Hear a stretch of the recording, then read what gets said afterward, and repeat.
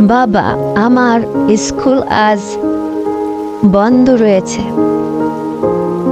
অনেক বেশি গরম পড়েছে, তাই আমার স্কুল আজ বন্ধ রয়েছে।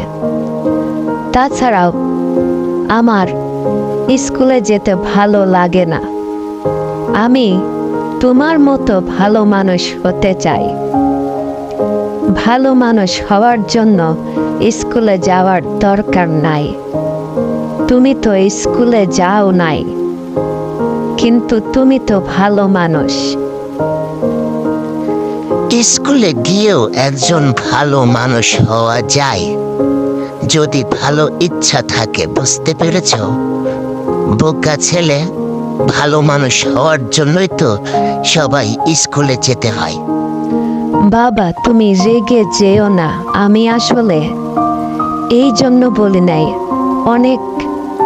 অনেকেই আছে স্কুলে পড়াশোনা করে, বিশ্ববিদ্যালয়ে, কলেজে, সব জায়গায় পড়াশোনা করে, কিন্তু ভালো মানুষ হয় না।